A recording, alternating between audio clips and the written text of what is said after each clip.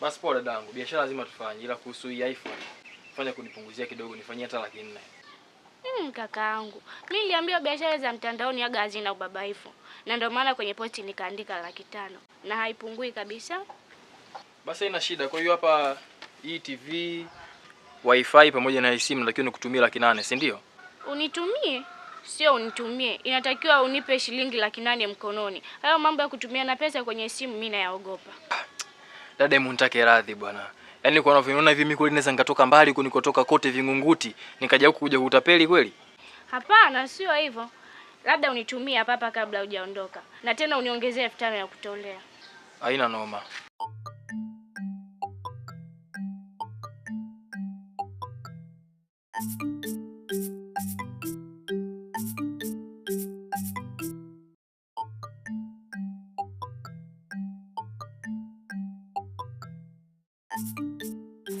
Tayari hapo. Haya, asante. Poa basi mimi najiachia. Haya.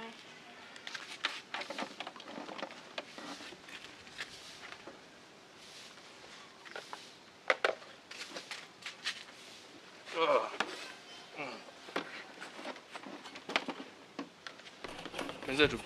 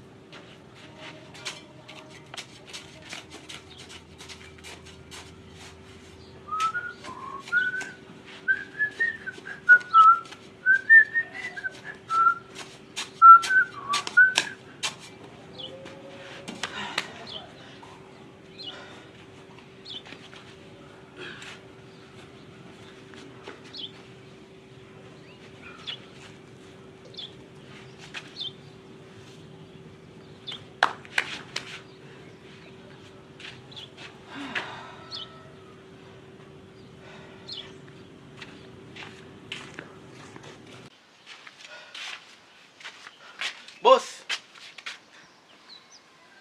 Boss kubwa. Mamba la mama.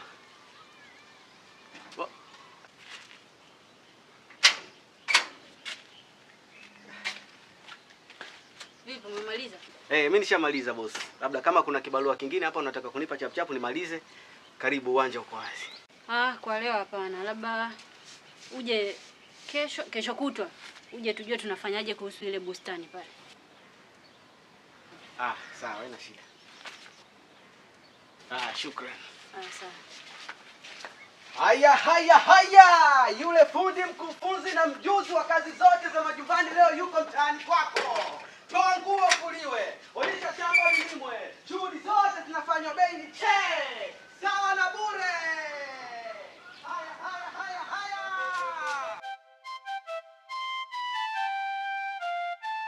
Manuva Household Chores Limited ni wafanyakazi wa nyumbani almaarufu kama vibarua. Majukumu yetu: tunaosha vyombo, tunalima shamba, tunapalilia bustani, tunafanya usafi wa kila aina. Bei zetu ni nafuu. Tunapokea hoda kwa bei ya shilingi 2,000, 3,000, 5,000 na 15,000. Manuva Household Limited huduma nyumbani kwa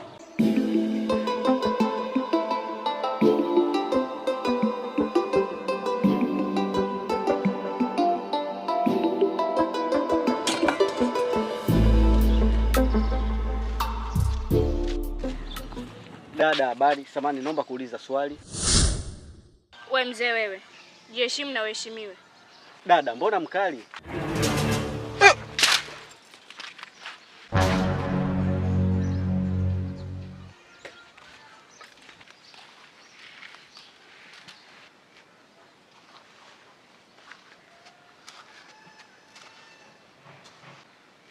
Nikaachana naye sehemu za nyuma akisitingisha. Nilikula kwa macho, nafsi yangu haipulizika.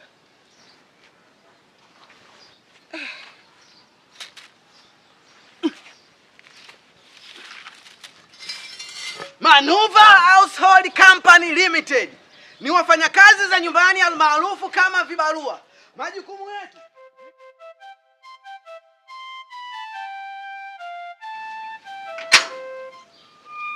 Wewe uko wapi? Mbona ufiki? Mimi nataka kutoka bwana, fanya haraka. Ishafika dada, angalia kushoto kwako.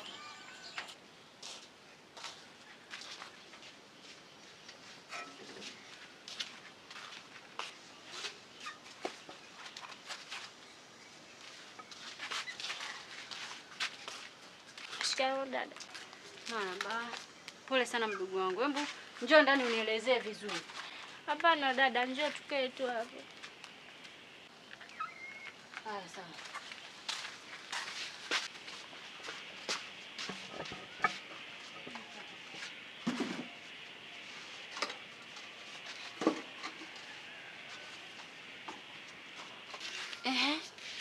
Hebu niambie imekuwaje tena ukatapeliwa simu, TV na wifi kwa wakati mmoja? Yaani dada, tulifanya biashara, akanirushia pesa kwenye simu, na baada ya muda akarudisha muamala na pesa zote zikarudi kwake. Usilie, usijali mdogo wangu, sisi jasho letu huwa alipotei. Mimi nakuhakikishia tu tutazipata mali zako na huyo tapeli atajuta. Sawa dada. Sasa naomba email namba ya hiyo simu iliyoibiwa.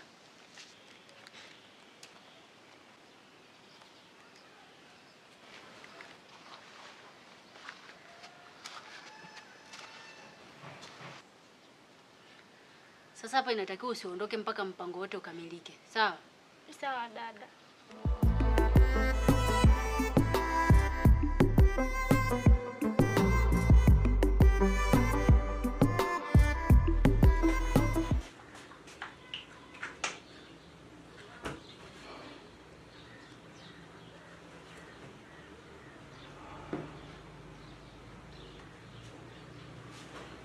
Manuva Household Chores Limited. Nafanya shughuli zote vibarua, kulima, kufyeka, kupalilia, kuosha vyombo mpaka kufagia. Mimi shughuli zote hizo nafanya. Nipo hapa kwa ajili ya hivyo. Niite nije kukufanyia shughuli zako zote. Mjomba.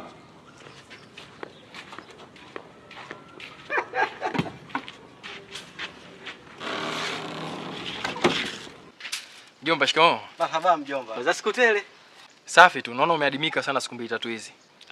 Mimi nipo bwana mjomba. Wewe siku hizi si utaki kuniita kunipa tenda mbili tatu hapa bwana. Sawa tu. Anko bwana. Unavyojitilisha huruma sasa. Haya, kamata hii. Asante sana. Usijali mjomba. Sasa mjomba, mimi nachomoka mara moja naingia Bagamoyo. Sasa niko nataka nikuachie funguo hapa ya getoni hapa, imadi unifanyie usafi nini. Hata nikirudi baada ya wiki ijayo nikute mazingira yako fresh yani. Kuna nyasi nini hapa uzifyeke imadi kuepusha nyoka. Si unajua? Sawa. Basi poa.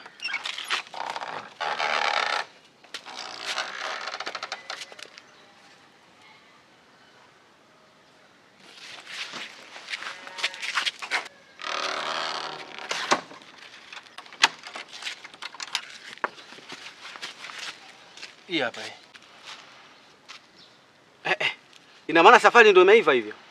Huu ndo mguu wa kutoka mjomba. Wewe ukimaliza usafi fungua utamwachia dada yako, maana najua mizunguko yako mingi. Haya poa mjomba. Uwe na safari njema. Haina noma.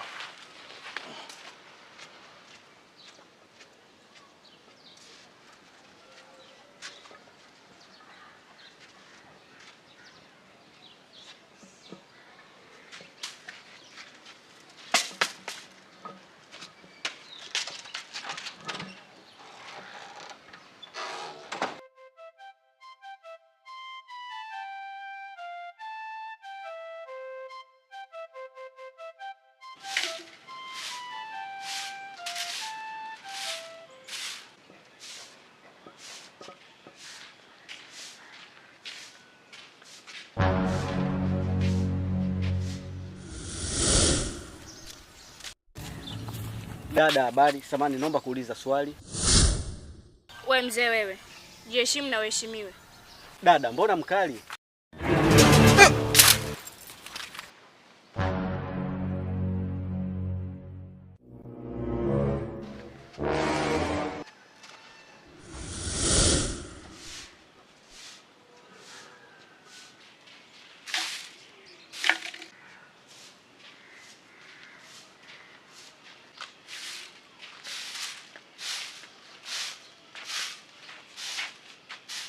Mambo mrembo.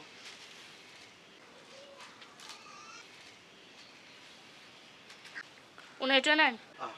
Asante sana bibie kwa swali zuri kabisa lenye mantiki. Mimi kwa majina kamili naitwa Diboz Manuva Digala, mkulu wa...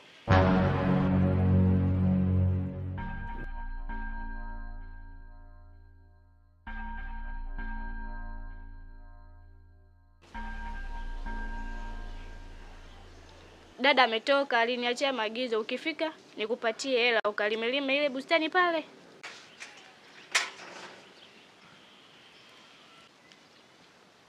Oh. Pengine ukumuelewa tu dada yako. Alichomaanisha ni kwamba nikija mimi unipe hii pesa, alafu mimi niiwasilishe kwa kijana wangu ambaye ndo amefanya tenda hapa, kwa sababu mimi ni bosi tu, mpokea tenda, alafu tenda natoa kwa vijana wangu, wanakuja wanafanya kazi. Vyovyote vile.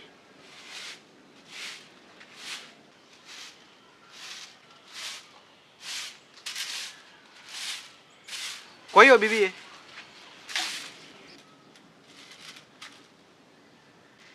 kumbe huyu dada anaishi nyumba hii unajuana naye? Ndiyo, ni dada yangu. Okay.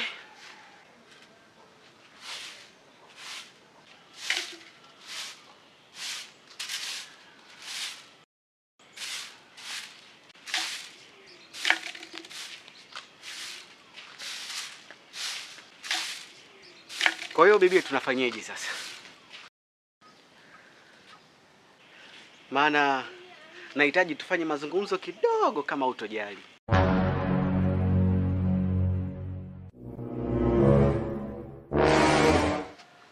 Dakika chache tu. Please.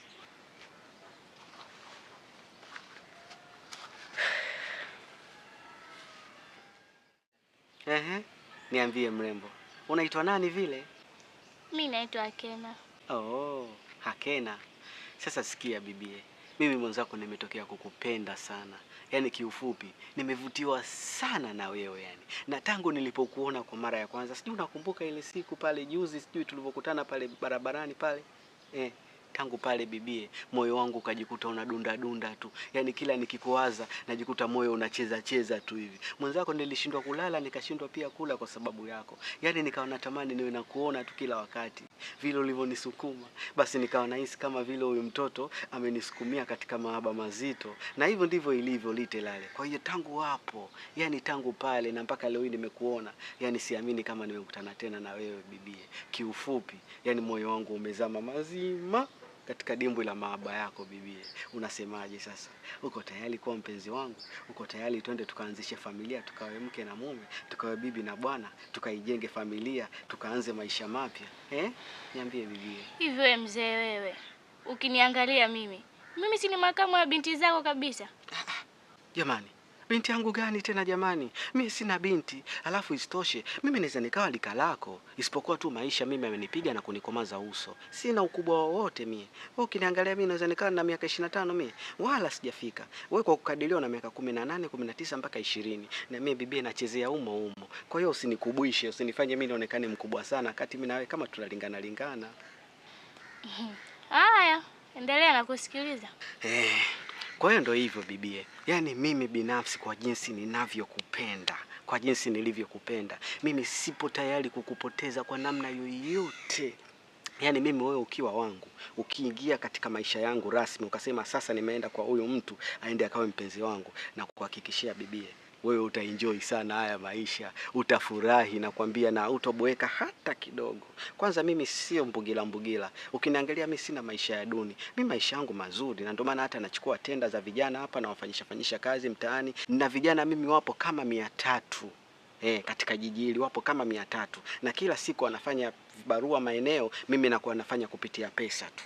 Kama hapa kwa dada yako nimekuja nimechukua shilingi 2000, nitaenda nyumba nyingine nitachukua shilingi 2000, nyumba nyingine tena shilingi 3000, kwingine shilingi 15000. Yaani nina uhakika nikipita katika nyumba 100 mimi au 200, ninakuwa nimeingiza shilingi ngapi kwa siku?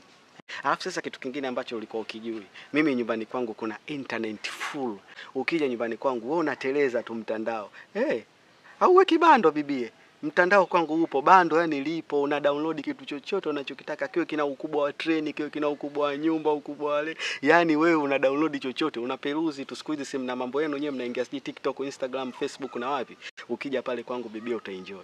Alafu kuna TV. Hiyo TV ni smart. Nikisema smart ni kama hizi simu zenu za sasa hivi. Unaweza ukabandika pale TV, ukaenda ukaunganisha na kasimu kako, ukaunganisha na mtandao pale. Basi zile YouTube sijui nini, unakuwa unaangalizia kwenye TV. Yaani mimi na maisha mazuri bibie, wewe usinichukulie poa. Kwa hiyo nakuhakikishia wewe kama utakubali kuwa mpenzi wangu, mimi najua kuhendo, mimi najua kulea. Hata kwenye swala la pesa mimi pia sio mbahili bibie, nazichomoa tu, nazirusha tu, nazichomoa tu. Utatumia, utaenjoy na maisha hayatakuwa mabaya. Kwa hiyo unaniambiaje bibie? Upo tayari kuingia ndani ya moyo wangu nikufungulie mlango rasmi?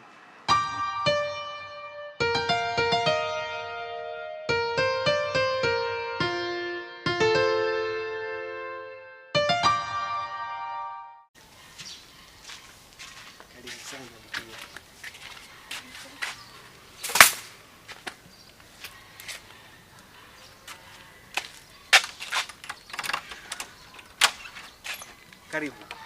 Jisikia uko nyumbani.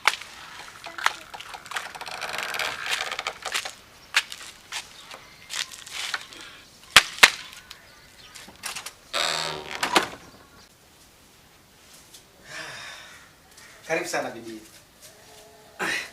Kaa. Naam, karibu sana mrembo. Hapa ndo nyumbani kwangu. Maisha tunayoishi.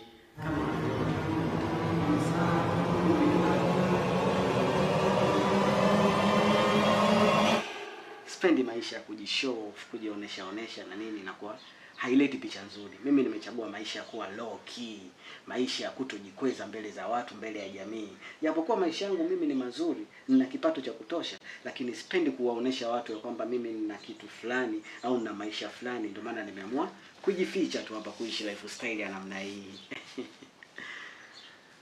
Sawa, asante. Mimi nimeshakaribia. Haya. Niambie mtoto mzuri, nikakuletea kinywaji gani? Maji tu yananitosha. Haya.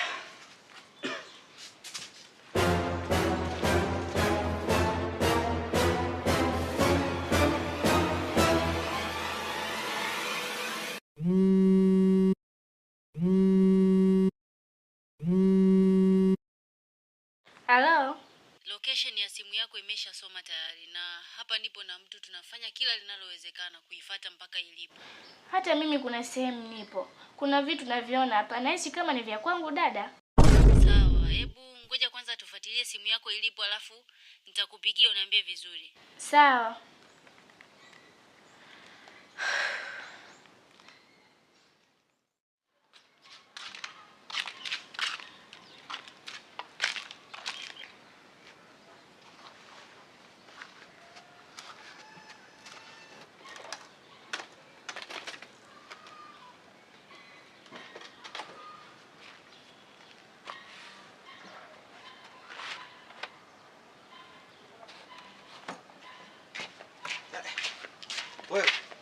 Wewe binti vipi? Kulikoni tena na mali zangu mkononi? Wewe ni mwizi eh? Mwizi ni wewe unayemiliki mali kwa njia za haramu.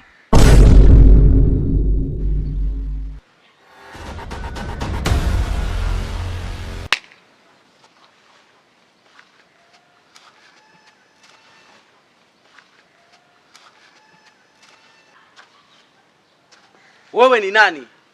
Na ni nani amekupa kibali cha kuja kufanya umwamba nyumbani kwangu? Hivyo vitu unavyodai kuwa ni mali zako vilibiwa kutoka kwa huyo binti. Tumefuatilia kwa njia ya mtandao, tumezikuta hapa kwako. Sasa leo ndio unaenda kujua kwa nini jasho la mtu liliu kizembe.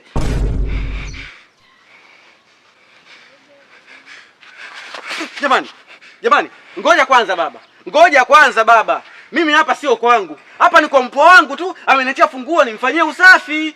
Ndo kama ulete na mali za wizi kwenye makazi ya watu. I say, madam, wewe nenda nyumbani. Mali zako ondoka nazo. Huyu unaondoka naye mga. Ngoja kwanza jamani. Ngoja kwanza baba, subiri kwanza. Subiri kwanza, usiwe na jazba. Jamani, katika hali ya kiungwana kabisa, hebu tufanye kutambuana. Wewe ni nani? Wewe ni askari au kaka jambazi? Manake sauti yako nikikusikiliza hivi ni kama ya askari, ila muonekano wako kama wazee wa kazi. Kaka, asante. Mimi naenda nyumbani eti. Sawa, wewe nenda nyumbani.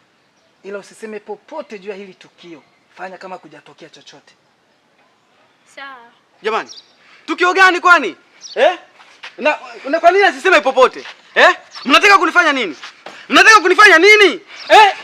Jamani, ni kitu gani hapa kinataka kuendelea? Akena. Basi mama, chukua hata maji yako. Hayo maji kanywa mwenyewe huko unapoenda. Jamani.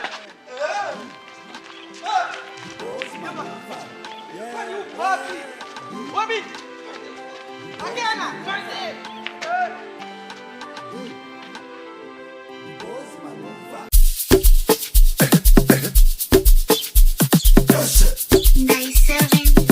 Mzee Boss, mzee wangu. Mzee. Samahani mzee.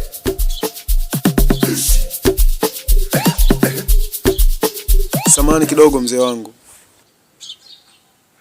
Mzee, habari za mida tena? Safi tu. Vipi? Salama mzee wangu. Mzee. Ni kuhusiana na lile swala langu la kodi. Mzee, najua nimepitiliza miezi miwili sasa. Lakini mzee wangu, naomba tu uendelee kunivumilia. Mambo yangu bado hayajakaa sawa. Ila kuna hela ambayo nimeitega sehemu, kama itakaa vizuri, mimi nitakuletea tu. Kwa hilo wala usitie shaka kijana wangu. Mimi naelewa vyema harakati za utafutaji jinsi zilivyo. Sawa mzee wangu, mimi alikuwa ni hayo. Tunashukuru sana. Haya baba, asante sana. Haya, nashukuru. Haya.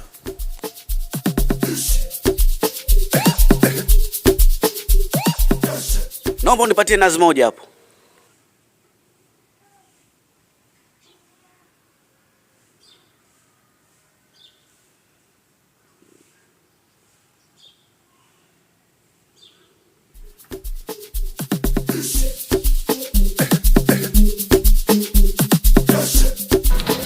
Zedibozi. Unatoka sokoni mzee wangu. Naonekana umetekwa ndugu yangu. Hata uko nyumbani naonekana vyombo unaosha.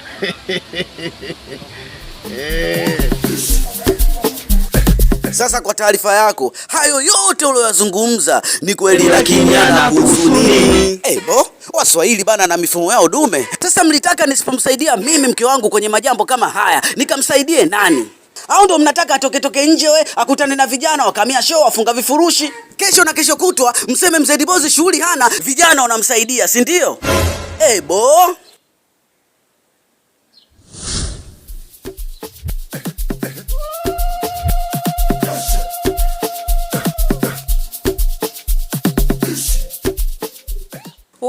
We mwanaume. Naam. Nimekuagiza nyanya, mbona unaletea nazi tena? Hivyo kumbe hizo nyanya Nazi. Kumbe nazi Uzao unakujia vibaya wewe. Hivi hujui kama umekuja na nazi hapa, si ndio? Wallahi nakumbuka kabisa kuwa umeniagiza nazi. Nyanya. Nyanya. Lakini sijui imekuaje mpaka nikafika pale nikaishia kununua nazi. Haya ndio ufanye urudishe sasa, uniletee na nyanya fungu moja na ile change, maana ndo nategemea kufanya matumizi mengine. Change gani tena jamani? Change si hiyo nimekupa. Hiyo umenipa 1000. Mimi nilikupa 2000 uniletee nyanya za 500.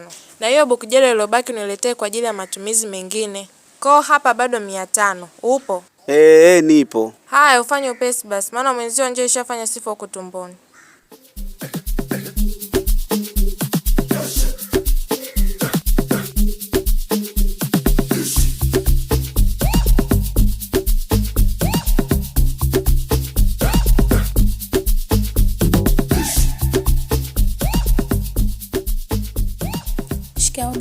Maraba za kutwa. Nzuri tu. Sawa. Jamani, dunia imekwisha. Siku hizi watu ushirikina kweupe, hakuna hata wanachokihofia. Hatari.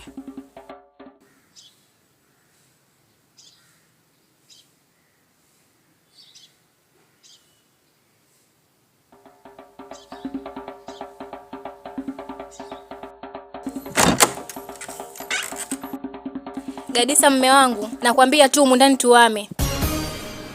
Kwa nini unasema hivyo? Mwenzangu, mundani sasa hivi uchawi umekuwa sio siri tena. Mambo nje. Kuangiwa nje. Na ndio maana riziki zetu zimekuwa ngumu. Kula yetu haieleweki, mambo ni tafrani. Hebu tuende taratibu. Nani mchawi na nani anawangiwa na nani? Ukipepeta mdomo kama hivyo, mimi nakuwa sikuelewi. Baba mwenye nyumba yako. Kawangiwa na nani? Naona kama unielewi. Baba mwenye nyumba yako, mzee Dibozi Mwanga. Kivipi? Nimepishana naye hapo nje, ana bonge la nazi mkononi, saizi ya kichwa chako. Limeandikwa Kiarabu kwa wino mwekundu. Unaambiwa yuko hai anawahi kwenda kulipasua njia panda. Hupo. Sasa Rabi toba, sijui safari ile ndio kwenda kunifunga mimi kizazi, maana kama riziki zetu tulishafungwa kitambo tu mume wangu. Ndio maana tufanye maendeleo yote zaidi ya kumtafutia yeye kodi tu. Kitambi kimemjaa na amezidi kudidimia chini. Na yule mkewe mwenye sura kama kinyonga mjane anazidi kunenepea na tumbo tu na makalio kwa roho zao mbaya. Mimi wananikera wachawi wakubwa waliopitiliza.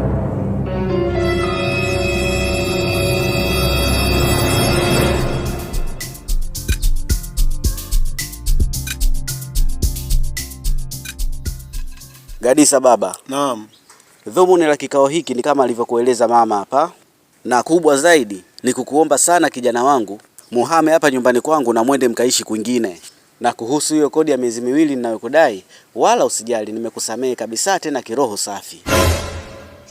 Gadisa babangu, tumeishi vizuri sana zaidi ya miaka 5. Lakini ni miaka 2 tu tangu ulipooa ndo yanatokea haya. Hivyo nakusihi, huko muendapo kuishi kwenye majumba ya watu, ongea vizuri na mkeo, achunge mdomo wake.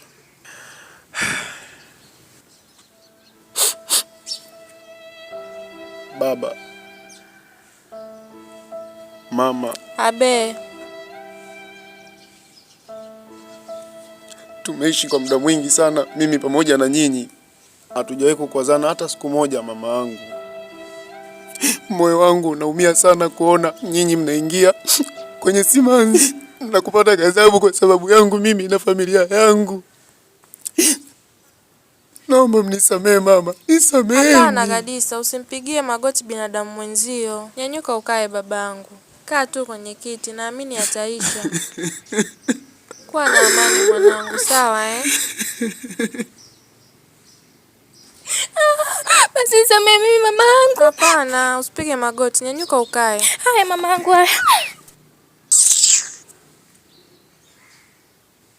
Mume wangu, asamehe tu watoto. Sitaki kusikia huo ujinga. Mume wangu, hao ni vijana ambao bado wanakuwa. Akili zao zinaendelea kujifunza mambo mapya kila siku. Mambo mapya haya, mambo gani ambao toka shuleni mpaka leo bado wanajifunzaga tu? Lakini baba sitorudia tena. We kelele. Komwe kama goti la Shomari Kapombe. We mpaka makama wao bado unajifunza. Unajifunza nini katika maisha? Tena ngoja nikuulize. Kati yako wewe na bustani za shule, ni nani ambaye alikuwa anakaa nje kipindi bado unasoma? Lakini mume wangu, samehe 7 mara 70. 7 mara 70 yote hiyo. Mimi 2 mara 2 tu siwezi. Naanzaje kumsamehe mtu anayezushia mimi uchawi? Maana amekosa adabu. Nidhamu. Utii. Heshima. Niwasamehe wanangu. Mzee, tunashukuru sana. Mnashukuru nini? Mnashukuru nini? Yaani mimi nasema hapa nyumbani kwangu sitaki kabisa utovu wa nidhamu. Na naomba leo tuzidishe na tudumishe amani, upendo pamoja na mshikamano. Sawa wanangu, mmenielewa Nimewasamehe, kweni na amani. Sawa mzee, sisi tupo ndani. Ndani kwangu mimi? Mama, pesa kimenuka huku. Unawazushia watu wazima uchawi. Wewe unajua uchawi wewe? Tena nakwambia uchawi pekee katika maisha wanangu ni kupenda na kupendwa na sio ilizi na matunguli. Haya ni boost tena na hapa mke wangu. Haya, twende ndani mume wangu. Haya mke wangu. Jamani nimewasamehe. Asante baba.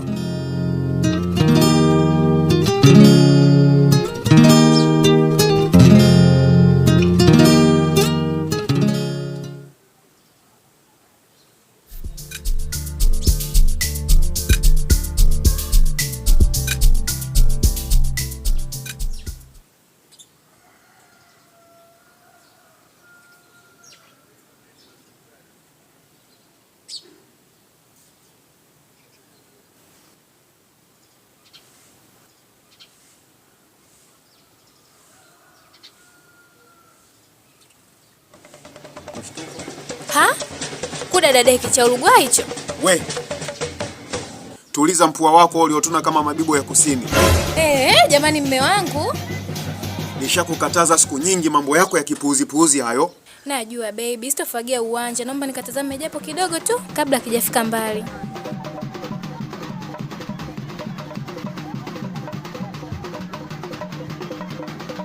Takuzaba makofi. Lakini Gadisa mme wangu, ulisema kabisa kabla hujanioa utanipenda jinsi nilivyo. Lakini leo hii nimeingia kwenye maisha yako unaanza kunipangia tu vitu vya kufanya.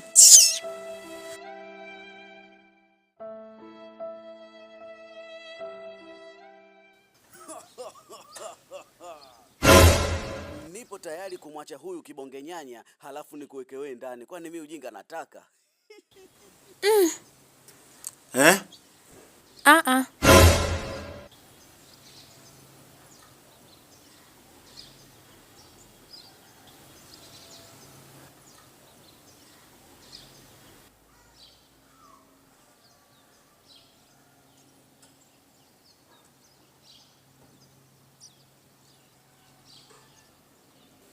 Baadaye basi mke wangu eti.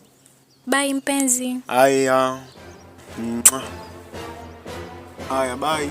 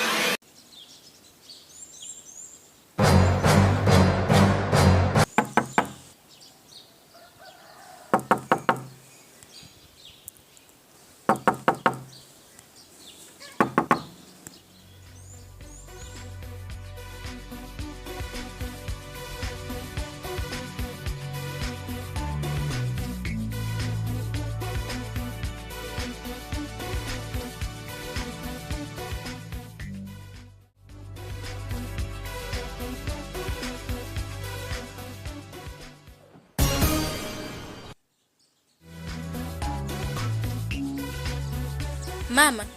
Abe. Kwanza habari za saizi? Salama. Umeshinda salama mamangu? Ndiyo, nimeshinda salama. Mapigo yako ya moyo mamangu, kwanza hapo sawa sawa?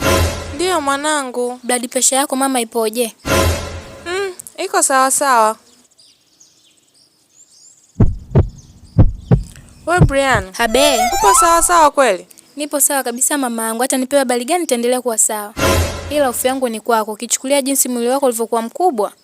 Ukawahi kuanguka kama gunia la simenti. Watu tukapata kesi tukaanza kujutia maneno yetu hapa. Briana mwanangu, mbona sikuelewi? Una shida gani? Mbona maneno yanakutoka hivyo? Kwanza umetoka wapi mdau huu? Mimi nimetoka hapo mtaa wa nyuma shuleni. We, niambie koma. Kwa nini? Mke wa ustazi Shehe Dibozi Manuvo umetoka shuleni? Briana bwana, niambie ulichotaka kuniambia. Shoga yangu, nihakikishie kwanza hili neno. Utaweza kulihimili? Nitaweza bwana. Unafikiri mpaka kufika umri huu nimehimili mangapi? Ni kuhusu baba.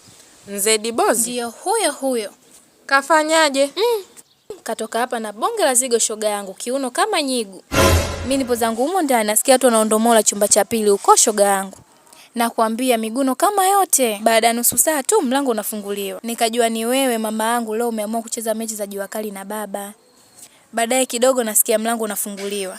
Ila natoka nje nikusalimie na kuta baba kashikilia bonge la zigo. Cheupe shoga yangu, mimi mweusi. Analisindikiza huku anatamba na kuambia. nakupenda kuliko kitu chochote. Nitaliacha ili tukunyema nikuoe wewe. Hapo hapo akaliachia bonge la busu. Amevaaje huyo mwanamke? Kigauni cha dark blue kimembana ndi shoga yangu. Basi nikasema sikubali, lazima nijue lile danga kalitolea wapi. Nikafuatilia mpaka kule mtaa 3 kwa mzee Wengi. Kumbe mwenzangu hajamaliza mambo yao kwenye kitanda chako. Upo shoga yangu? Ndani kwako kaondomola na guest pia kaenda kuondomola. Sijui unanielewa shoga yangu? Nakuelewa. Sindano imekuingia. Haswa. Haya, habari ndio hiyo shoga yangu. Kae ndani ujiuguze. Udugu upo?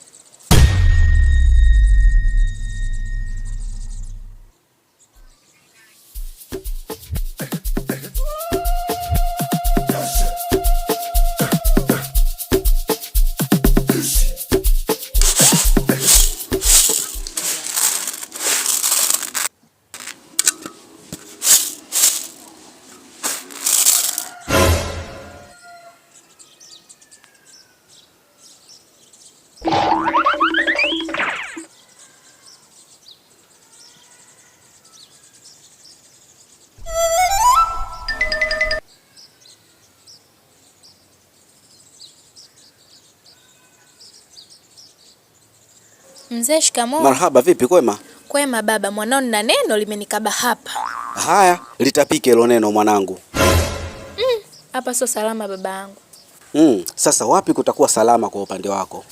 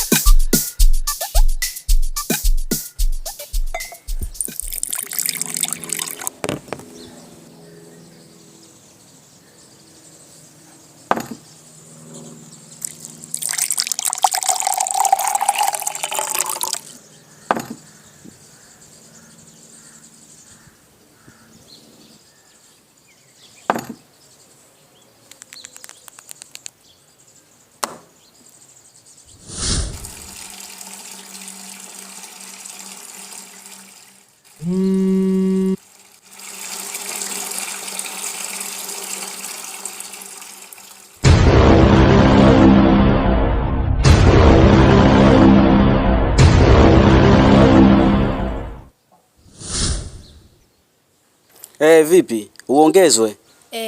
Mhudumu. Leta soda nyingine.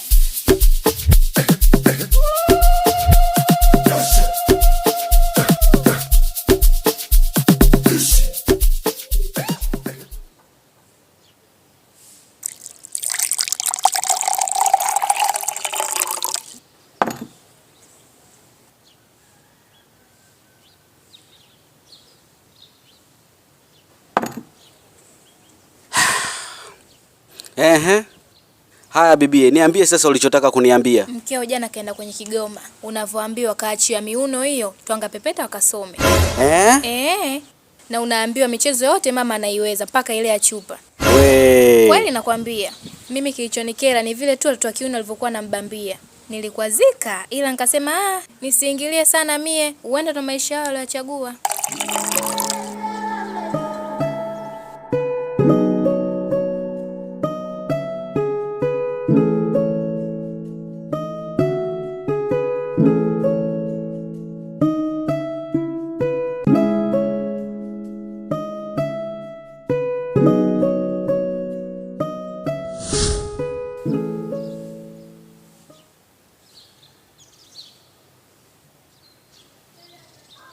Hodi.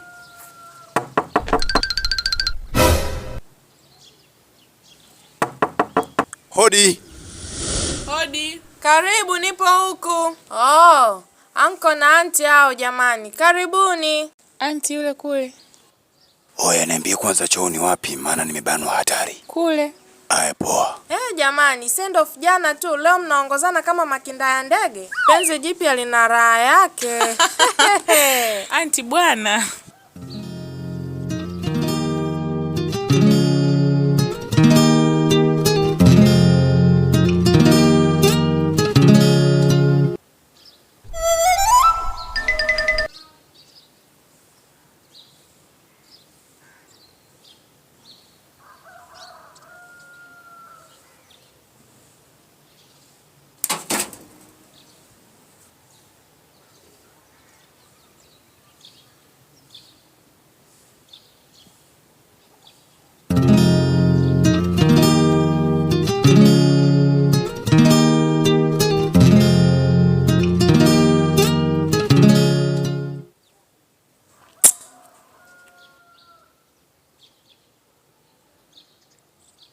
Mambo handsome.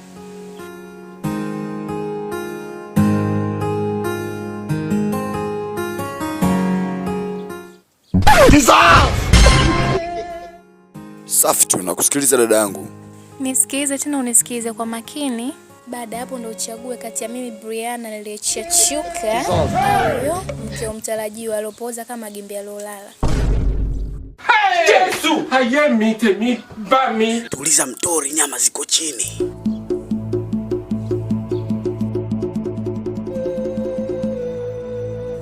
Bwana sikulei sister, hebu nipangilie chapuchapu kabla mambo hajaa mengi. Najiona kabisa nimeshuka kwako kama malaika. Ana nachoenda kukueleza ni ukombozi baby.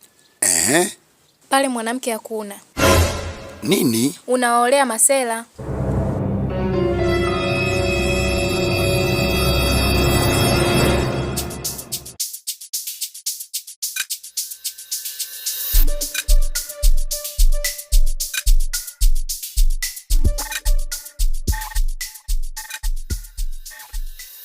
Kwani yule nani? Yule ni mume mtarajiwa wa mtoto wa dada yangu ambaye jana ndo amefanywa send off kikapigwa na Kigoma. Sasa kulikuwa ni tena pale na mke wangu.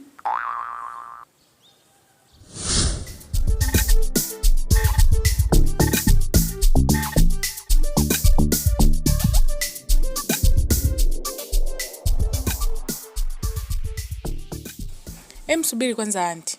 Mbona huyu waji? Subiri nakuja.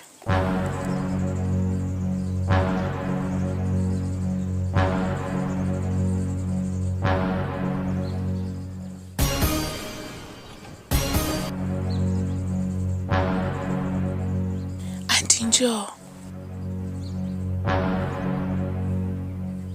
Nini hiki?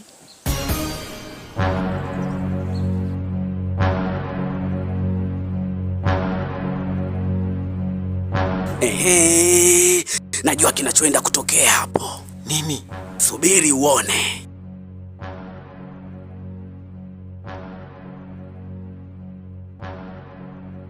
Wewe. Kuna na deki. Sema kimeumana. Kaa chini. Kaa chini nakwambia. Hebu kaa chini huko. Wewe Sadikiwembe kulikuwa tena na mume wangu vichochoroni. Mimi nafikiri tuanze mwanzo kabisa. Juzi hapa alikuja mdogo wangu ambaye mara nyingi huwa anautana na mume wangu. Mimi tena Sky, ngoja nikampokee dogo maana kashafika kituoni. Unamwahi dogo au unamkimbia mke mwenzio hapa na gubu lake? Haki anikimbie. Mimi si ndo mtawala bwana. Yeye ni mwizi tu. Eti mimi si ndo mtawala, yeye ni mwizi tu. Lo. Niangalie kwanza baby. Eti mimi nimkimbie huyu mwanamke aliyekosa matunzo. Umempausha tu kulivyonipata mimi. Kwa kweli baby, maana nikimzumu tu hivi namuona yeye ndo anamuonekana wa kukukimbia wewe. Sio baro yangu. Cha Uruguay hicho ina maana mambo yashaiva huko. Kwa hiyo kama utakuja sali hapa. Ngoja mimi ni mwai mgeni jamani. Wewe nenda tu bana. Eti nenda tu bwana, sasa nitakukomesha. Baby, naomba basi nisindikize nikampokee mgeni. Alafu nakuahidi utanioa kwa mali ya shilingi 50.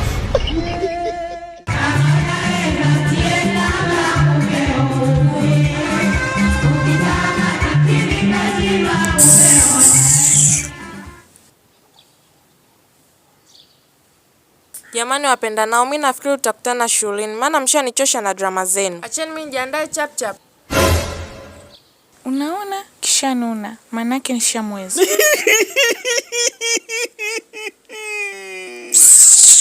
Kwendeni zenu huko.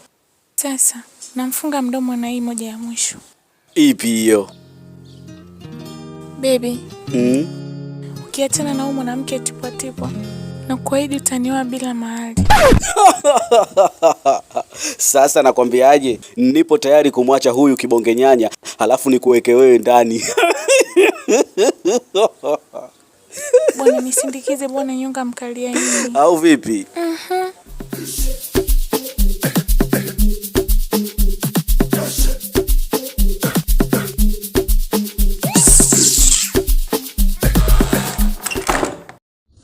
Haya mwenzetu, mihondomolo ipi uloisikia chumbani kwangu na mtaa watatu upi ulowaona wakati dakika chache tu nilikutana nao shule? Angalia huku. Usijifanye una aibu. Hebu angalia huku. Mimi ninachotaka kujua, ulikuwa unamweleza nini mume wangu hapo kona? Naongea na wewe. Amenishtakia kuwa wewe ni chama la wana, jamvi la wageni. Kila mwenye shida zake anamalizia kwako. Kudadadeki. Yaani wewe nitakufumua. Tuliza jazba anti. Mimi nimeitwa mgawani na nimeambiwa kuwa mke wangu ameenda kwenye kigoma cha Uruguay na amekata nyonga kama zote. Huku kiuno kawaachia masela. Kiuno kawaachia masela. Mimi mke wangu kweli? Ndio uko mgawani. Nimepata message ya kuwa umempa mwaliko wa kumnunulia chips kuku ili umtongoze vizuri. Nione. Yaani huyu si upoje? Yaani mimi natamani hata jamani naomba mnisikilize. Baada ya mimi kumsikiza kila mtu akatoa ya moyoni mwake, sasa na mimi naomba niwakabidhi mtu wenu huyu hapa. Mnaweza kuamua kufanya lolote mnalotaka kulifanya. Nimemchoka.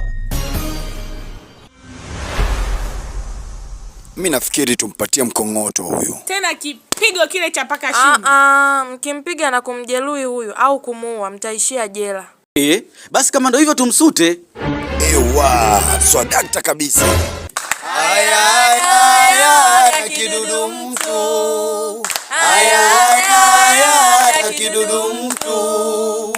Unafitinisha wenzako pe ujali utu. Watakula mapema kidudu mtu jiangalie. Watakula mapema kidudu mtu jiangalie.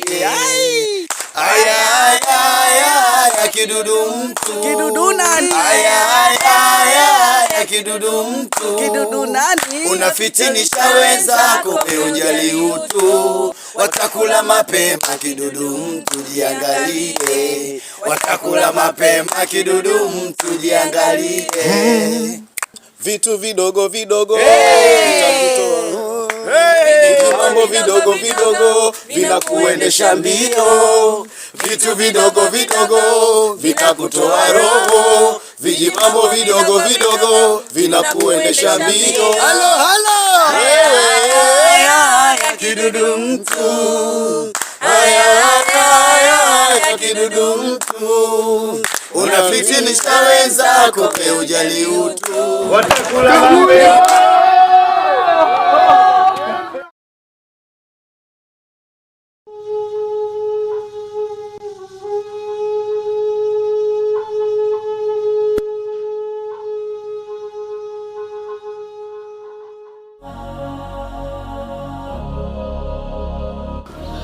Tusichangala beta manyangala mpilipili, mkoko tembo na lichenche. All the bullshit for the birds. You are nothing but a vulture. Always hoping for the worst. Waiting for me to fuck up. You regret the day when I find another girl, yeah. You notice what I mean? She notice what I need. When I'm tell her keep it drama free. Whoa, whoa, whoa, whoa, whoa, whoa. I'm checking up my juicy.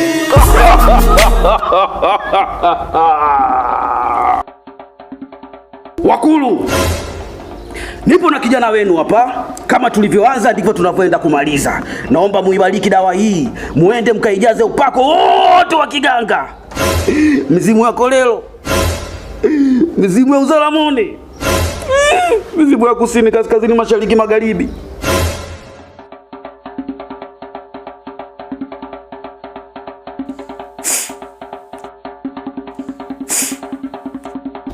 Kijana, hapa sasa tayari unaweza kwenda.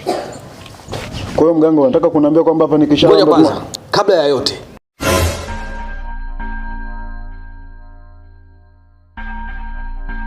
Kwa hiyo mganga unataka kuniambia hapa nikilamba tu nageuka kuwa wa kike na hata nishtukia kabisa, na nikirudia tena kulamba na kuwa wa kiume, si ndio? Ndio, bila shaka yoyote. Hakuna atakayekushtukia. Labda utake wewe tu kushtukiwa. Lakini kitu cha msingi kabisa cha kuzingatia. Yes! Bado sijamaliza lakini. Hayo mambo mengine tutamaliza kwenye simu mganga. Wewe. Kameenda.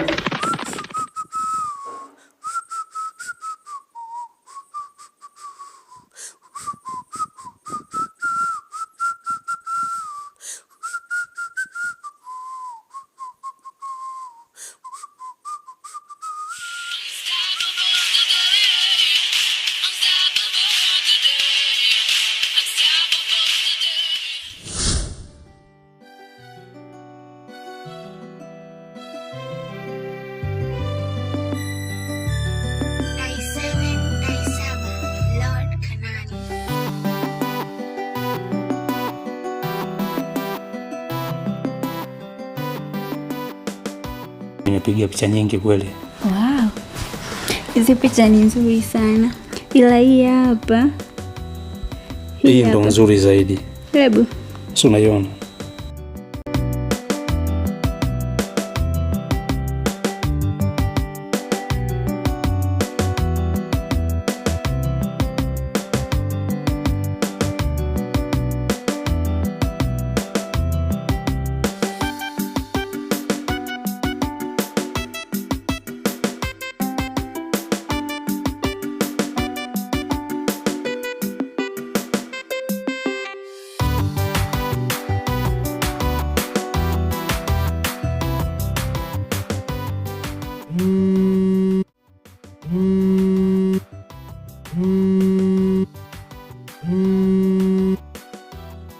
Halo. Leo hatuchukui maziwa babangu, labda kesho.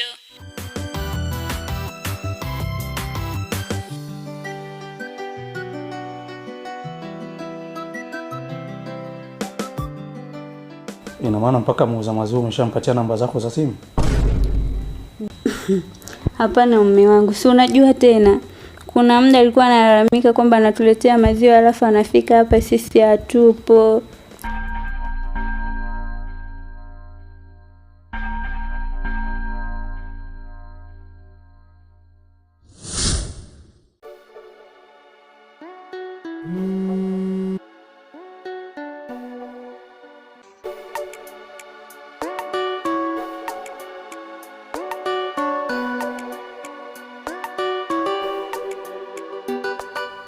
Okay, sawa.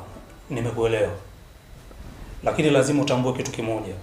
Hicho kikao ni cha lazima na sio ombi. Isipokuwa una option. Kama uko mbali unaweza ukamtuma mtu akakuwakilisha. Na atakurejeshea majibu kwa njia ya WhatsApp kama utakuwa uko mbali. Lakini kama utakuwa uko karibu basi tutakucall. Sawa.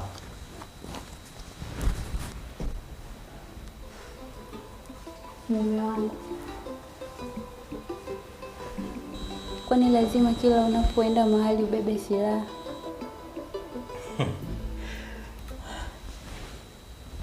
Hii ni lazima. Na imiliki kihalali. Hata kama ikitokea nimempiga mtu kichwa, nina uwezo wa kujitetea kwa sababu dokumenti zake zote ninazo.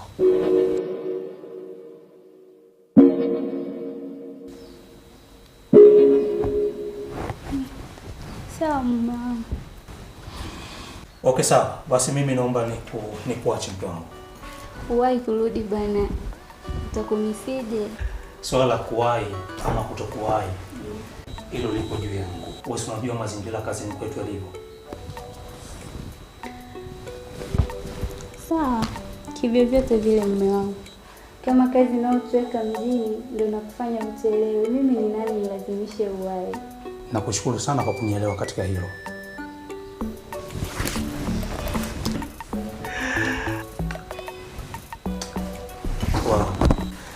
Wewe mwanamke utanioa. Utanitoa leo mwenzio. Hai mume wangu, bye. Basi sawa, ubaki salama kichuna wangu. Wewe pia ufike salama. Bye mume wangu. Unadhani ni wa peke yako, kumbe wengine wameshaweka kambi kakupendea macho, wapo wengine kawapendea.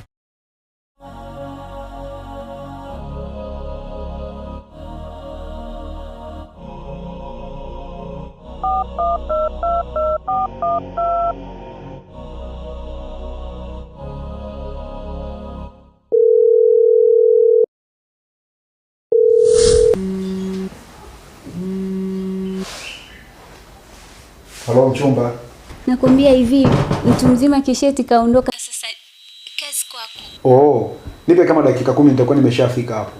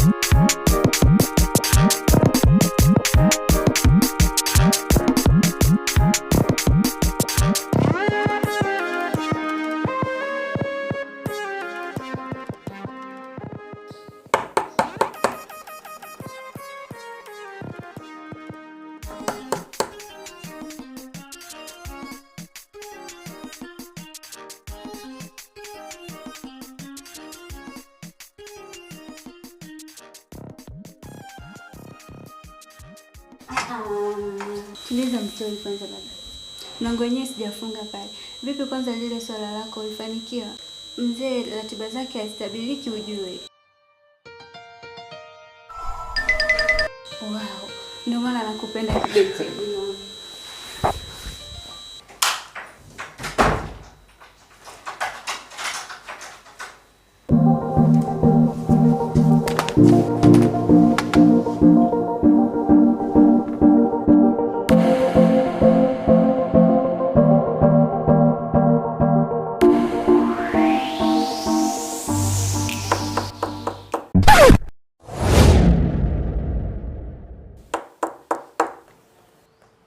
Mama mke wangu.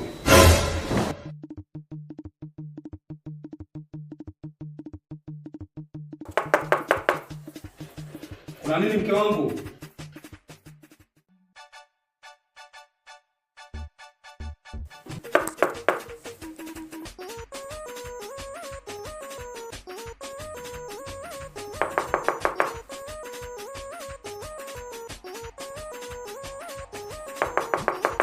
Mume wangu niko navaa.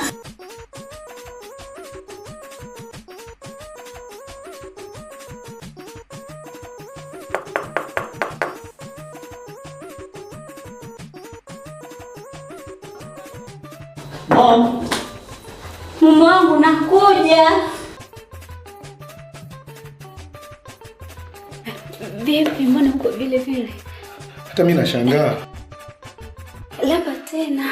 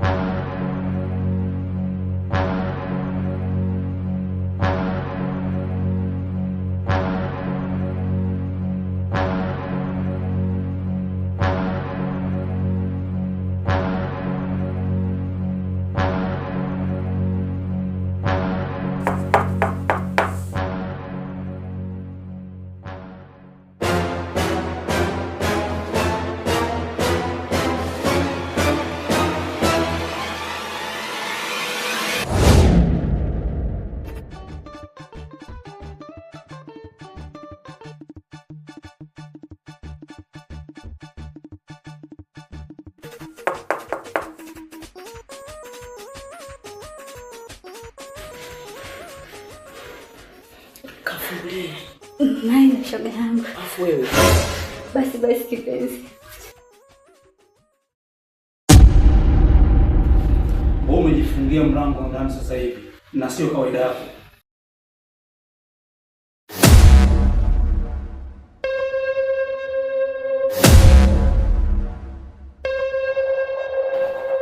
Oh. Kumbe tuna mgeni? Mke wangu. Huyu ni nani? Shikamoo shemeji. Malava. Mume wangu huyu ni shoga yangu anaitwa Skito. Ndio, naitwa Skito. Ndio, mume wangu anaitwa Skito.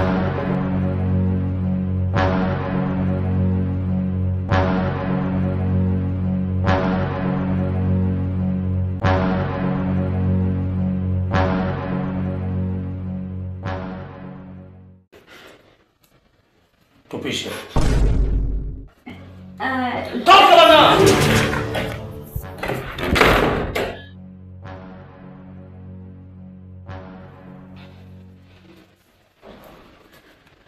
Wewe ni nani? Bro, mimi naitwa Skito. Ni msagaji sio? Hapana bro, hapana. Hapana bro, mimi ni shoga yake. Tulikuwa tunapiga tu stories za kawaida. Ulikuwa unapiga story? Ndio. Ni story gani ulikuwa ukizipiga na mke wangu kumevua nguo? Nimekushuhudia kwa macho yangu akiwa anakuvalisha shati.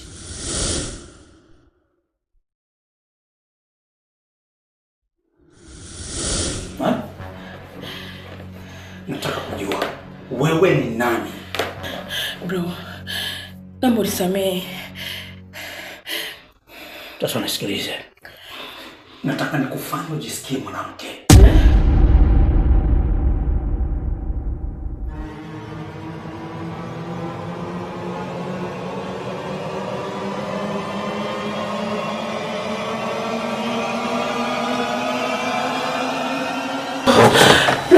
Ndio unachukua kufanya bro.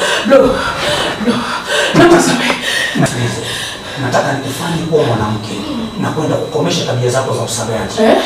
Bro. Nisamehe. Bro, sio mwanamke. Waambie ndugu zangu.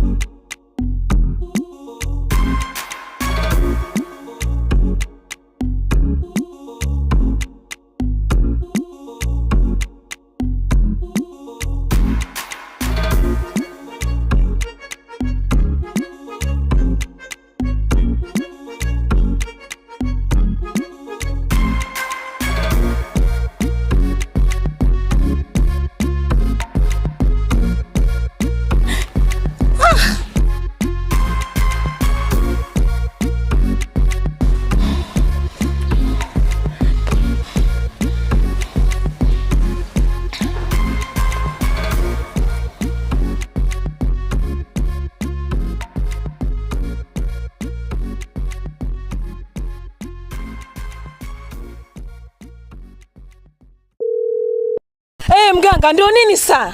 Kivipi? Ukiwa katika hali ya kike na sauti yako inakuwa nzuri, mashallah. Acha masiala mganga, nimeshalamba hii dawa na sioni mabadiliko yoyote. Nahitaji kurudi wa kiume. Ukilamba unatakiwa usubiri kwa muda wa dakika 5 kisha mabadiliko ndo yanakuja. Nimeshalamba, zimepita zaidi ya dakika 10 sasa. Umeramba mara ngapi kwani? Sijui mganga, ila nimelamba zaidi ya mara 1. Toba. Nini mganga? Ndo hicho nilichotaka kukueleza muda ule, lakini ukutaka kunisikiliza wewe kijana. Lao! Nini kwani mganga? Niambie, unataka kuniambia nini? Nilitaka kukueleza kwamba masharti ya hiyo dawa unatakiwa urambe mara 1 tu na kisha usubiri matokeo. Ukiramba zaidi ya mara 1 ili ubadilike kwenda kwenye jinsia nyingine ambayo sio ya kwako ya asili, maana yake ni kwamba ukishabadilika haitokuwa rahisi kuweza kurudi tena katika jinsia yako ya asili. Na kama katika hiyo hali uliokuwa nayo sasa umelamba tena hiyo dawa, maana yake ni kwamba umesha saini mkataba wa milele wa kutokuweza kurudi katika jinsia yako ya awali. Yaani kwa lugha nyepesi maana yake ni kwamba hautoweza kurudi tena kuwa mwanaume. Toba.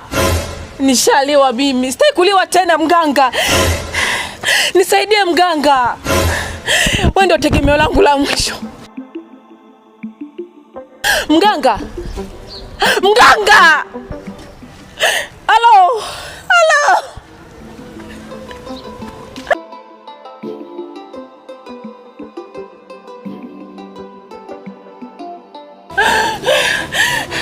Najuta. Najuta.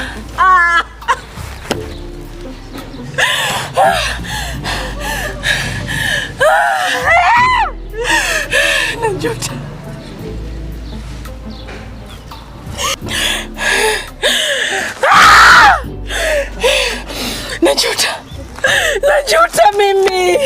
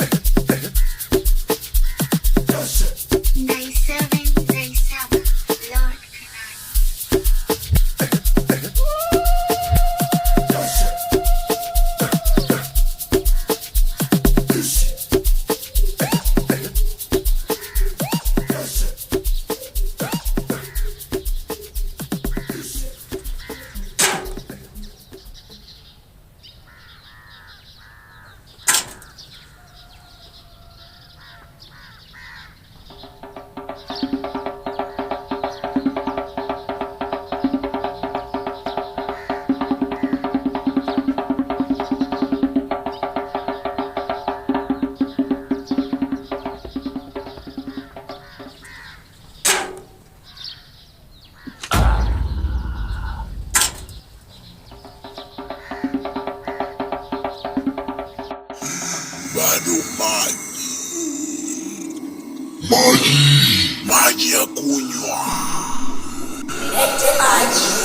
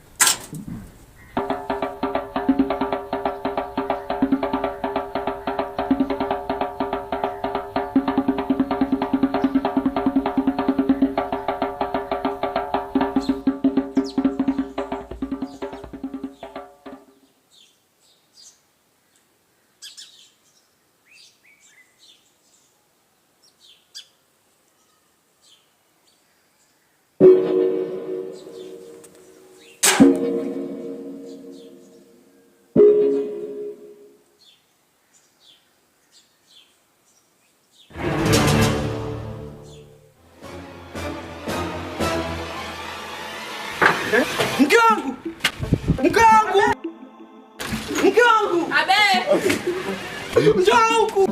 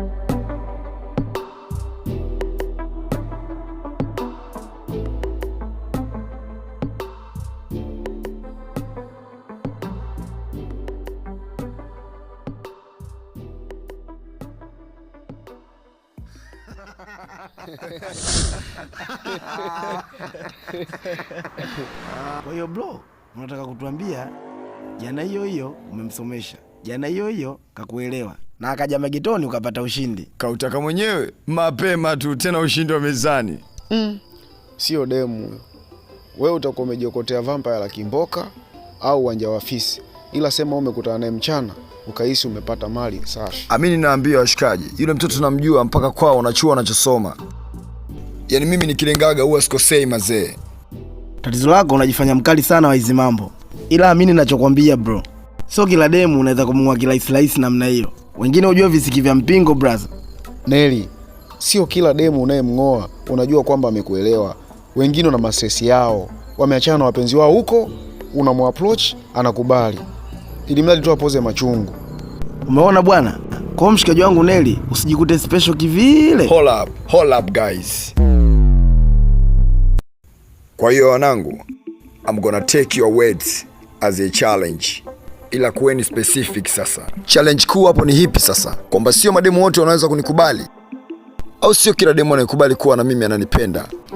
Maana nikijiangalia kwa muonekano wangu, sioni kama kuna manzi anaweza kuchomoa. Mjue mimi ni pretty boy wanangu. Zote tu ni challenge. Amna, ukisema hivyo sana unakuwa unakosea. Mfano hii challenge ya pili. Nataka kuniambia kuna mtu yote miongoni mwenu washakung'oa demu eti kisa na stress za kuachwa? Mimi hapa.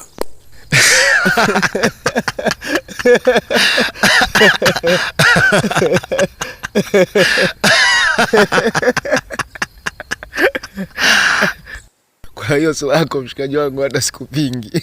Hakuna demu anaweza kukukubali akiwa na akili zake timamu. Never. Yaani yule demu lazima awe mbovu, ameshavurugwa na kukata tamaa mapenzi ndio aje angukie kwenye mikono yako. Tofauti na hapo babu, utapandisha bendera mpaka siku unakufa.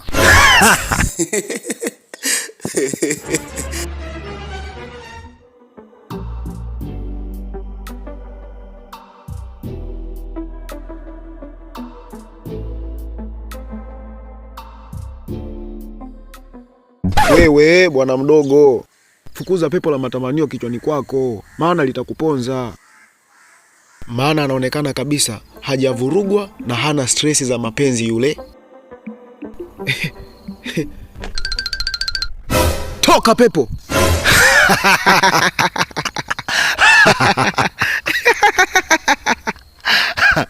Kwa mshikaji wangu, nawe umeamua kwa upande huu kiasi, umeamua kunikanyagia au sio? Sio kama hivyo. Oya wanangu, ngoje niseme naye huyu manzi. Oya we, watch and learn. Tazama na ujifunze. Akikushindwa utaniambia mimi nije niseme naye. Wewe kwenye offside hata ubaki na kipa tu, bado utabutua mawinguni.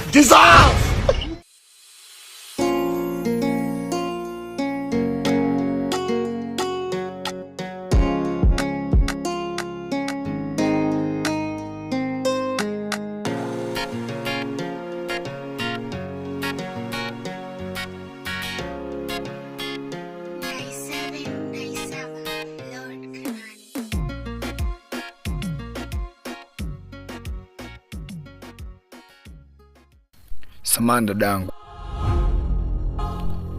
Bila samani. Wewe ni mwenyeji maeneo haya?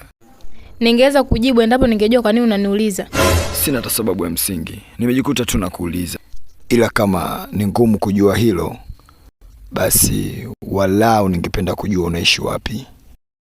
Ningeweza pia kukujibu hilo endapo ningejua ni nani ananiuliza.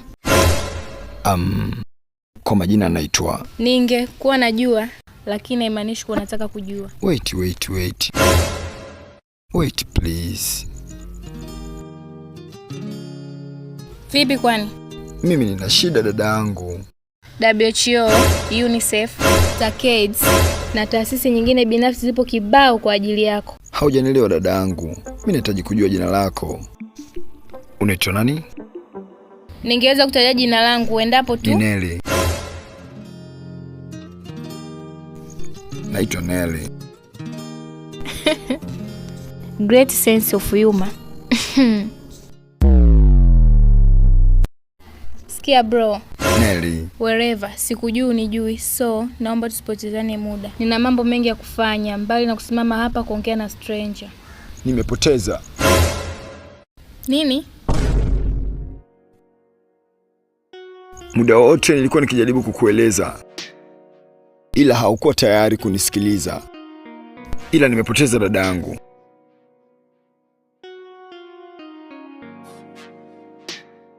Na roho inaniuma sana, sidhani kama nitaweza kulikava katika hili. Nimepoteza kitu kikubwa na muhimu sana katika maisha yangu. Sidhani kama kidonda hiki kilichobaki kinaweza kupona. Na hata kikipona, sina mategemeo kama kovu litakalobaki litaweza kufutika katika siku za usoni. Bro, hebu nisikilize. Ni Nelly. Bwana vavyo. Okay, Nelly, nisikilize. Sawa.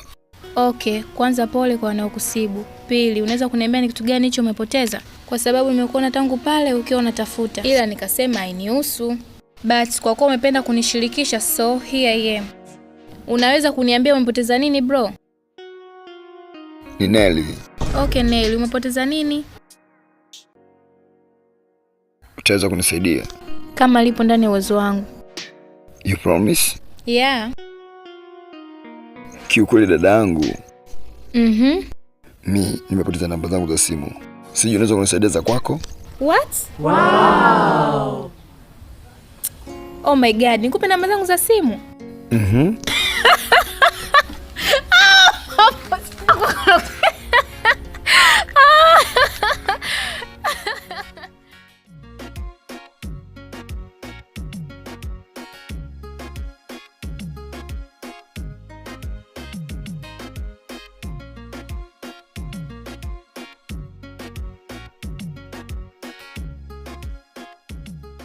Vipi? Umefanikiwa nini? Maana sio kwa vicheko vile. Mimi nikilenga huwa sikosi mzee. Kumbe dem mwenyewe hize tu. Basi ungemwachia hata huyu jamaa naye akajaribu bahati yake. Huyu angerudi mikono mitupu hapa. Labda kitu pekee angeambulia ni mitusi tu.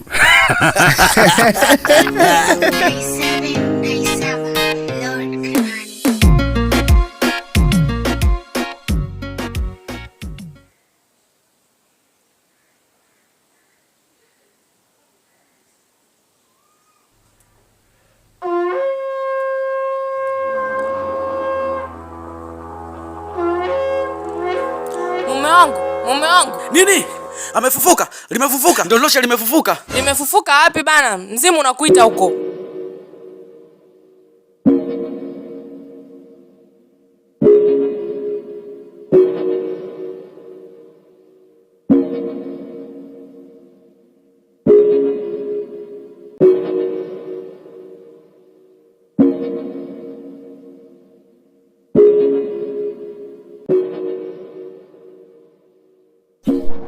Swala lenu tumelijadili kwa kina na kulitafakari kiundani zaidi, na hatimaye tumelipatia ufumbuzi.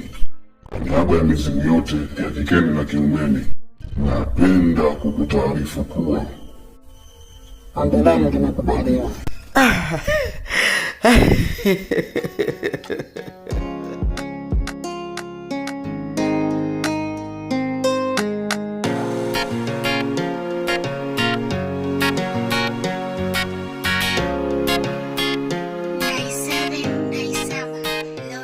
Oya Nelly. Vipi kwanza ule demo ilikuwaje? Ulipiga au ulishia story tu? Kwani ukiniangalia unanionaje? Unaniona mtu wa story tu au mtu wa vitendo? Shida yako ndio hiyo bro, majigambo tu. Yaani uwezaji kujibu swali moja kwa moja. Sawa basi, acha nipunguze porojo nyingi na niongee maneno machache tu, si ndio? Ndo maana yake. Sawa basi, story iko hivi, mtoto kautaka na mimi nikampatia. Nini? Imeisha hiyo.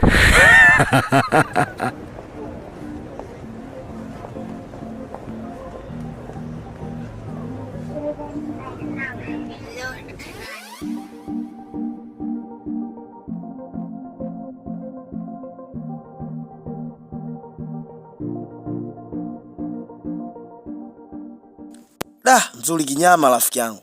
Huyu acha niseme naye. Tulio bwana mdogo. Huyu anaonekana hana stress za kuacha. Kwa hiyo usifikirie kwa utajokotea mzoga hapo.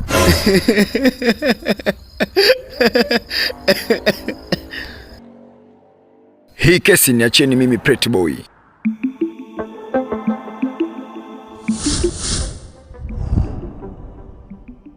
Watch and rain. Tazameni na mjifunze.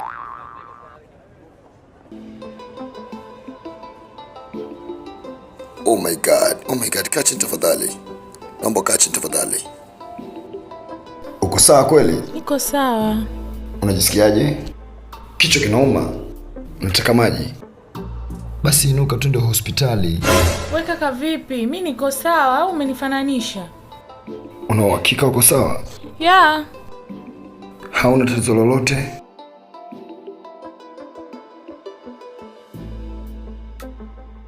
Haujaanguka popote? Oh, thanks God. Maana kwa jinsi unavyoonekana ni kama vile umeanguka kutoka mbinguni, peponi, paradiso au bustani ya Hedi.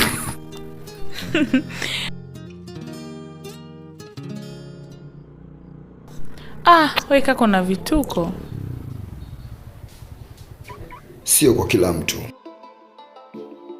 bali ni kwa watu wachache wenye kubahatika kama ulivyobahatika wewe. Asante kwa kunifurahisha.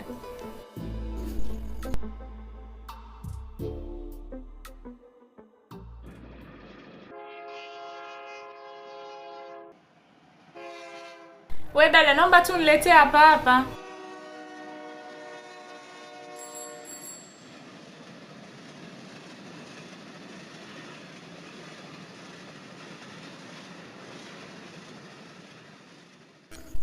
Oya mzee, ilikuwaje?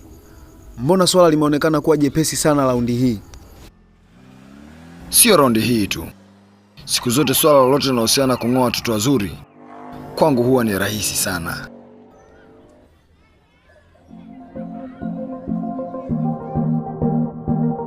Da! Udemu ni mzuri kinyama.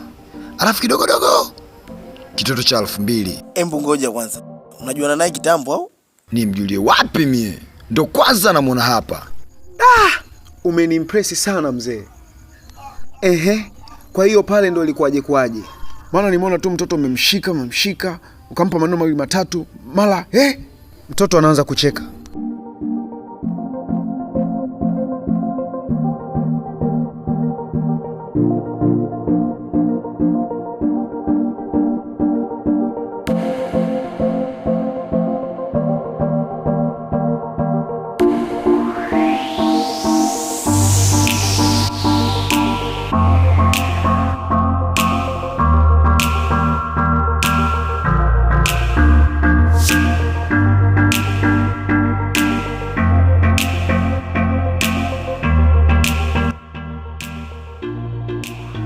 Oya, umetisha sana mwanangu. Hebu ukipata siku na mimi unifundisha umeujanja mwanangu. Neli, demo anataka kusepa huyo kabla hata hujachukua namba. Hiyo siku ya kufunza maujanja kabla haijafika. Hebu chukua somo jingine hili kwa vitendo. Watch and rain.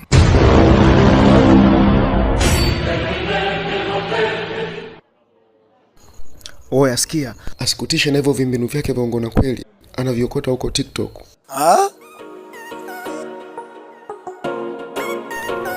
Mrembo, serious kabisa unataka kuondoka ile hali bado tujamaliza maongezi mimi na wewe?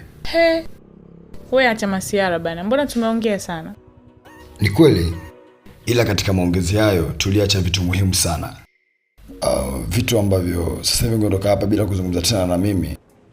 Basi maongezi yote ya awali yangekuwa ni bure. Ni vitu gani tulivyoviacha?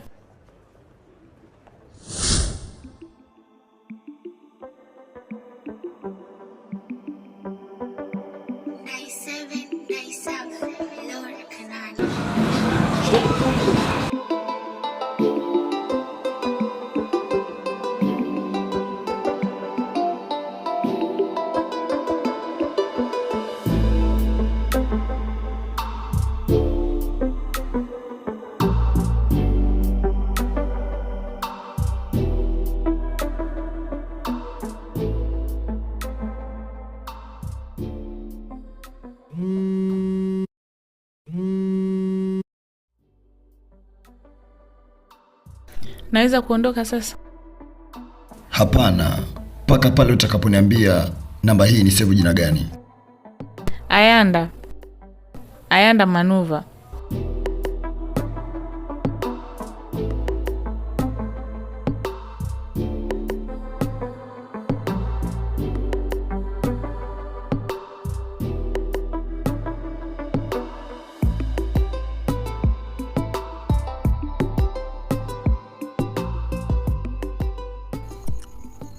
Oya, sikia nikupange. Yule mpuzi pale hawezi kunyanyuka mpaka zipite dakika 2 au 3. Ni vitoto vya shetani tu ndio vinaweza kuelewa hiyo kodi.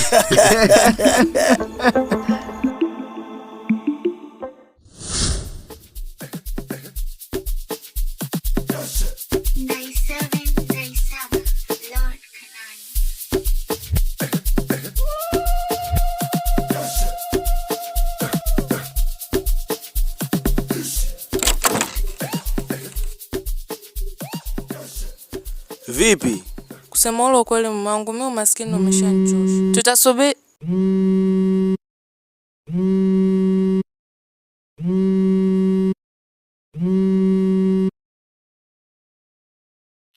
Halo baba, niko hatua za mwisho kabisa kukamilisha hili swala. Na mpaka sasa umefikia wapi? Yupo mtu mmoja amejipendekeza na tayari ameshanasa. Sawa. Sina shaka kabisa na wewe. Niaminie baba, hata mimi siupendi umaskini. Na kuamini katika hilo binti yangu. Usiniangushe. Hilo limeisha mzee wangu. Sawa.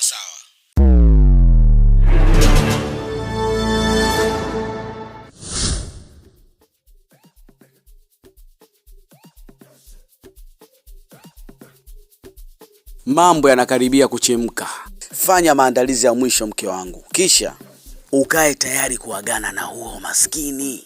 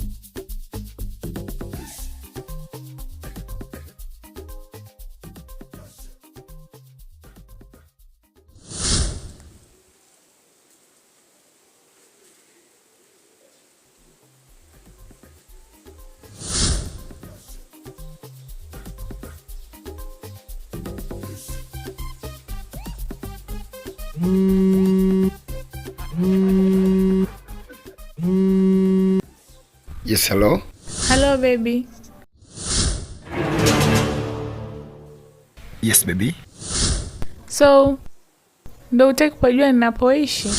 Kukuuliza unapoishi, hicho ndo kitu ambacho kilikuwa kinafuata Ayanda. So, twende ukapajue basi. Uko wapi sasa hivi? Nipo kwenye hii njia yenye maua kwa mzee Kimbede. Vipi kuhusu wazazi wako? Usiwahofie. Hawezi wakazingua. Maana si unajua kwenda ukweni kunahitaji maandalizi. Hawapo bado, wamesafiri. Nipo peke yangu. Kurudi labda wiki ijayo. Poa, haina noma mchumba. Nisubiri hapo nakuja chapu. Okay baby, nakusubiri, usiniweke. Sasa nye madomo zege. Mimi naacha naenda zangu kwa yule manzi. Na yeye leo unaenda kumaliza? Hilo nalo la kuuliza. Na wewe leo hii umekuwa mgeni na mimi?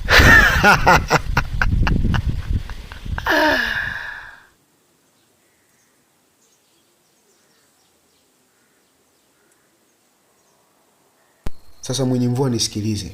Mimi huyu mpuuzi hizi story zake za kuwa huwa anawala wa madem, mimi siamini. Huenda huwa anatudanganya. Ila sisi tunamwamini kwa sababu hatujawahi kumshuhudia kwa macho yetu ya nyama. Sasa leo twende naye sambamba mpaka tuujue ukweli. Na mimi nataka nikwambie hivyo mwanangu. Au vipi? Twenzetu.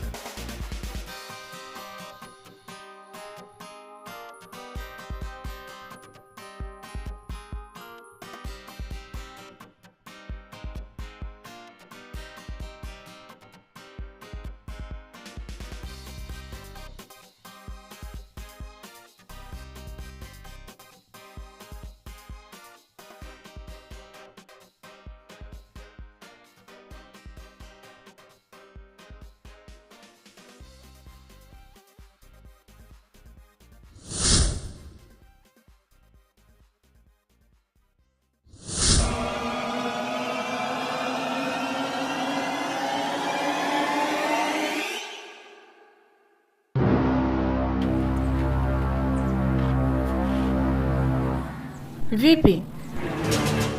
Baby, Abe? una uhakika uko peke yako? Yeah. Na hakuna mtu mwingine yeyote? Ndiyo, kwa nini? Mbona kama nimeona kuna mtu amepita upesi pale?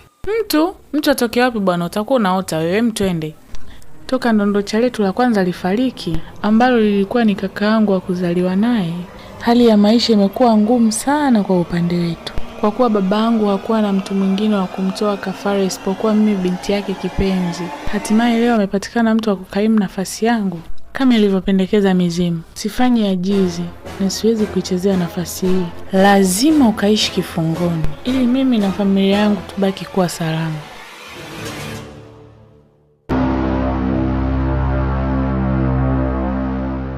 Baby. Nini? Mbona nahisi kuna kitu hakipo sawa? Kitu gani bana? Twende. No, tusiende. Nina wasiwasi sana. Au kile.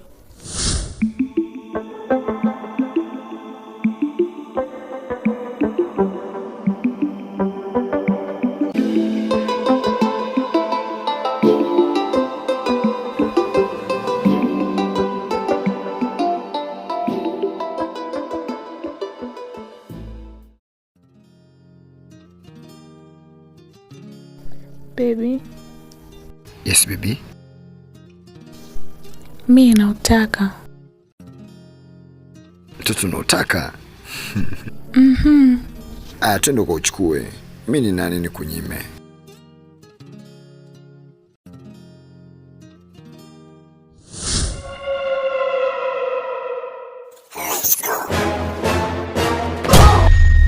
Baba, mama! Baba! Mama! Mama! Abe!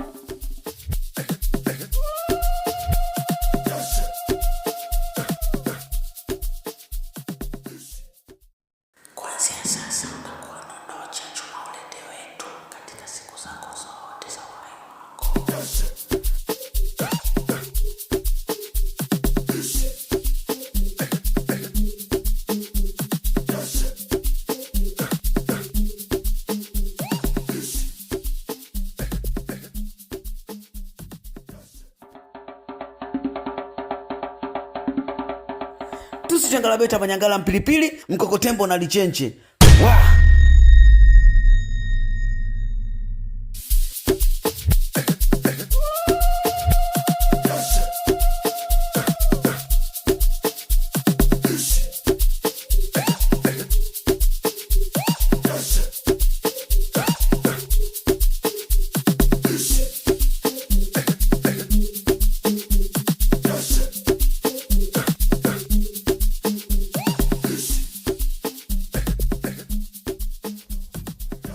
Kwa mamlaka tulonayo, tunakuamuru uingie kifungoni mara moja na uanze kazi yako ya kutuchumia pesa.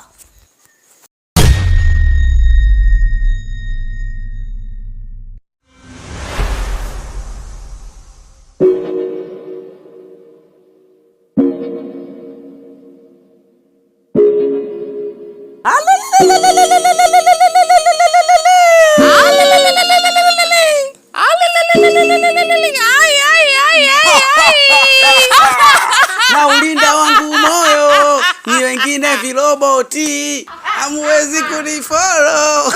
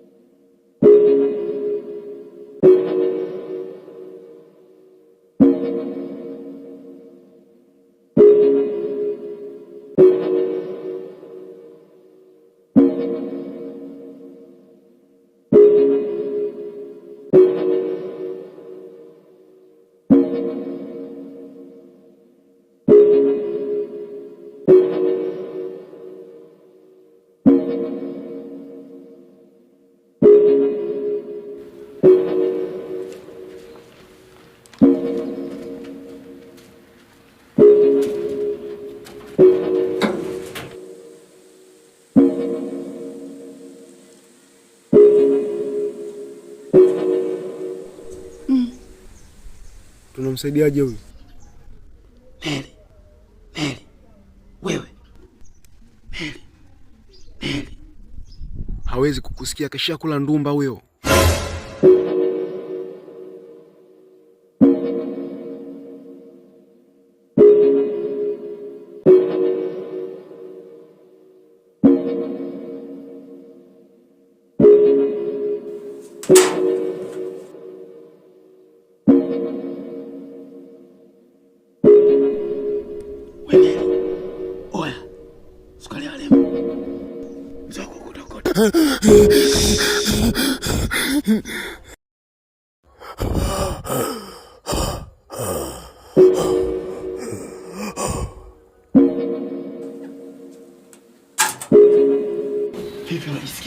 Niko wapi hapa?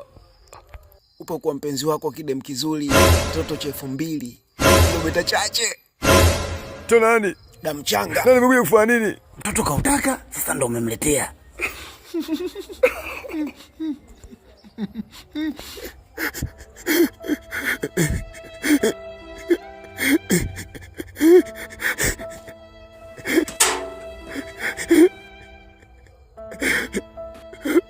Bwaselewe, kimetokea nini? Kilichotokea leo baba, katika juhudi zako za kuokota, leo umeokota kidem kichawi. Tena kichawi kweli kweli, pamoja na familia yake nzima. Hapo wamekufanya ndondocha, wamekufanya msukule wao. Nisaidieni please. Sitakuwa msukule. Nisaidieni. Sitakuwa msukule mimi. Kusaidia hapa ni utoke nduki tu kabla hujakatwa ulimi. Yaani ukimbie na usiangalie nyuma. Nakimbiaje sasa? Nakimbiaje? Watch and rain. Tazama, leo jifunze.